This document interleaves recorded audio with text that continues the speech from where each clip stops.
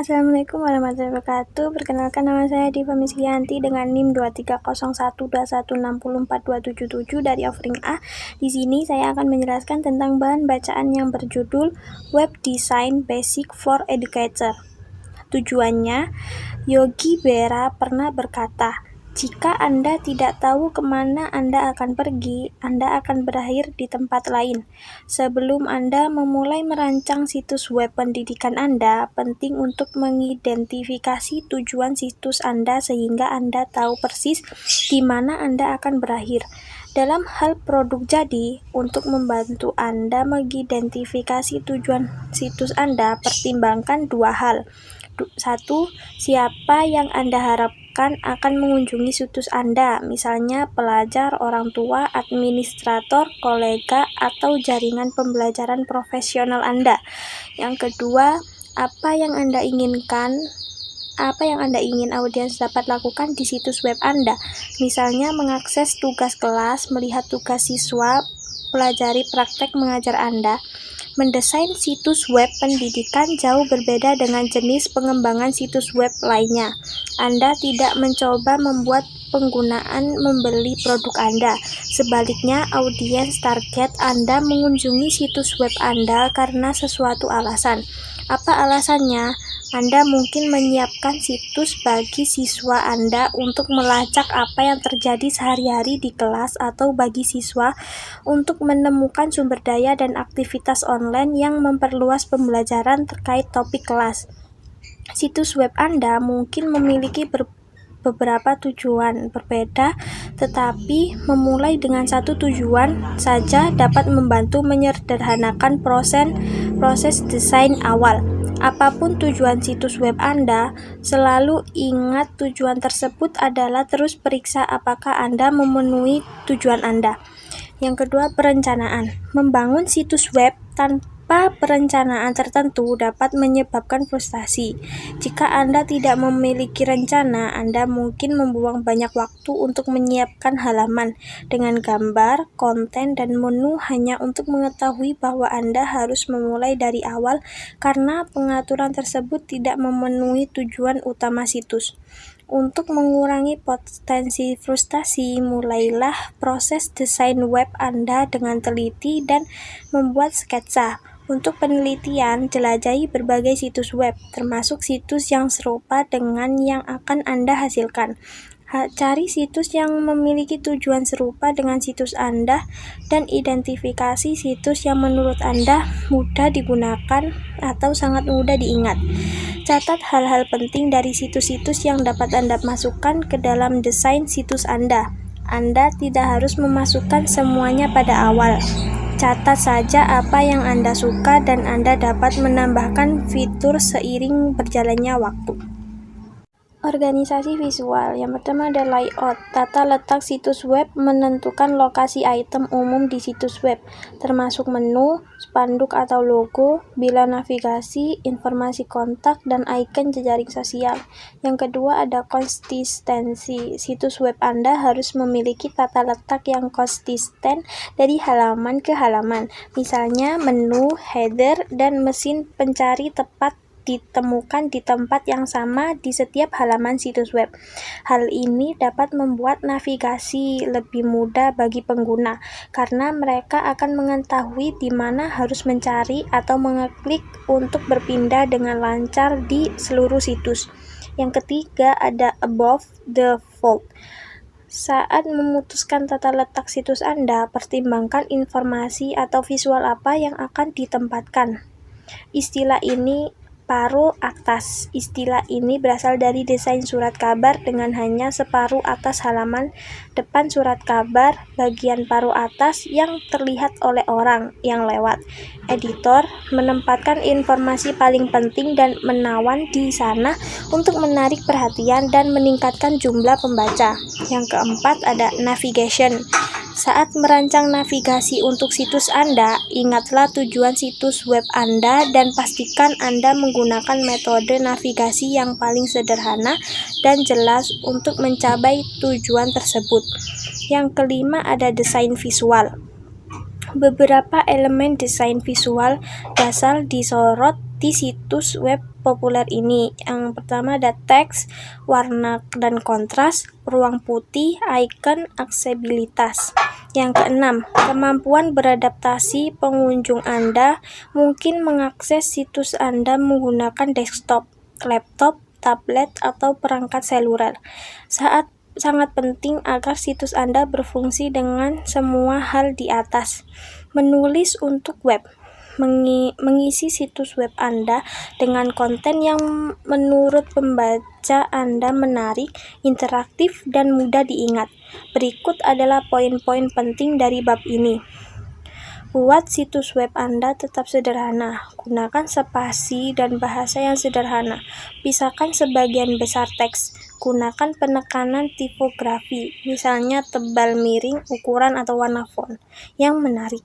Perhatikan pembaca pada kata atau frasa tertentu. Yang keempat, letakkan informasi terpenting di bagian atas halaman. Piramida terbalik. 5. Gunakan subjudul dan sub-halaman untuk membagi dan mengatur informasi. Keenam, gunakan bahasa yang menarik bagi audiens Anda.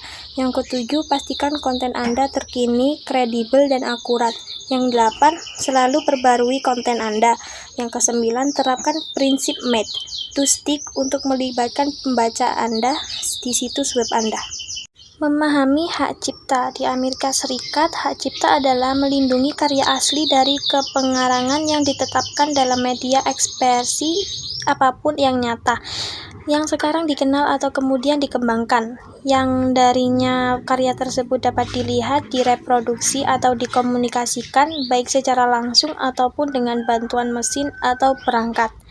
Pada dasarnya, hak cipta dimaksudkan untuk memungkinkan pencipta mendapatkan keuntungan finansial, mengontrol penggunaan konten, dan menegaskan hak moral, seperti atribusi untuk memberikan penghargaan atas karya mereka. Renner 2016. Pelanggaran hak cipta adalah tindakan melanggar hak eksklusif dari pemiliknya. Dari Bardui 2018 Part 1. Penggunaan wajar. Menurut Universitas Harvard tahun 2019, penggunaan wajar adalah hak untuk menggunakan karya berhak cipta dalam kondisi tertentu tanpa izin dari pemilik hak cipta. Kebijakan hak cipta bisa jadi menakutkan, namun sisi baiknya penggunaan materi berhak cipta untuk tujuan pendidikan dapat termasuk dalam penggunaan wajar dalam kondisi tertentu.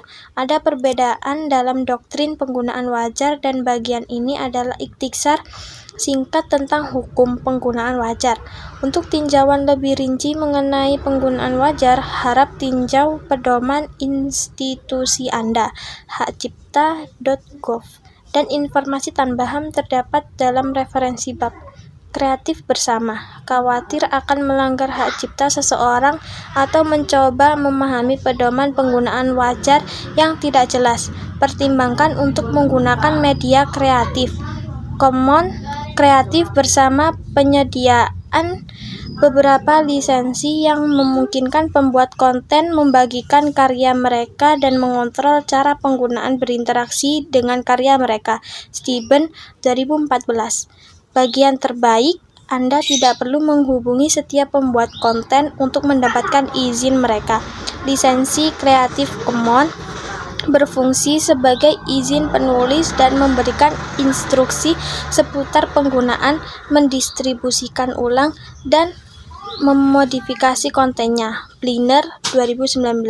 Kedengarannya menarik. Jika Anda rutin membuat konten sendiri dan ingin membaginya dengan pendidik lain, harap pertimbangkan lisensi Creative Commons untuk konten asli Anda, termasuk situs web Anda. Desain multimedia. Merancang audio untuk situs web Anda. Audio adalah salah satu cara yang paling umum untuk membuat audiens Anda tetap terlibat di kelas. Peserta didik mendengarkan teman-teman dan instruktur. Yang pertama ada Vocaro, yang kedua ada online voice recorder, yang ketiga ada Audacity. Merancang video untuk situs web Anda. Video yang dibuat dengan benar akan memukau pengunjung website Anda. Video telah menjadi alat pengajaran paling populer dan mampu memberikan video seperti itu kepada pelajar Anda, membuat situs web Anda lebih menarik dan lebih menarik lagi. Tool yang digunakan yang pertama adalah Adobe Spark, yang biasa dikenal Adobe Express. Yang kedua ada Screencastify, mendesain gambar untuk situs web Anda. Penelitian telah menunjukkan bahwa gambar lebih kuat dan mudah diingat dibandingkan teks. Lihat gambar lebih mengerahkan orang daripada kata-kata. Gambaran emosional dapat mengubah perilaku seseorang, sedangkan kata-kata yang bermuatan serupa tidak. Yang pertama tool Pablo, yang kedua ada tool Canva, yang ketiga ada tool Adobe Spark. Aksesibilitas digital. Aksesibilitas digital adalah tentang memastikan bahwa setiap orang dapat berinteraksi dengan setiap sumber daya di komputer, termasuk program perangkat lunak, situs web, tutorial dan permainan online, video, broadcast, gambar, dan infografis. Aksesibilitas digital menjamin bahwa produk komputer offline dan online akan tersedia untuk semua pengguna. Spiegel 2016, paragraf 2. Singkatnya, tujuan utama Anda adalah mempertimbangkan semua kelompok orang saat merancang kursus online dan situs web pendidikan. Lagi pula, ketika kita berbicara tentang hambatan, yang kita maksud bukan hanya penyandang disabilitas permanen, tetapi juga penyandang disabilitas sementara atau situasional. Bagaimana jika mereka membaca website Anda di siang hari bolong? Atau apakah mereka memiliki masalah penglihatan terkait usia? Bagaimana jika mereka buta warna? Pastikan semua pengguna Anda dapat dengan mudah mengakses konten di situs Anda.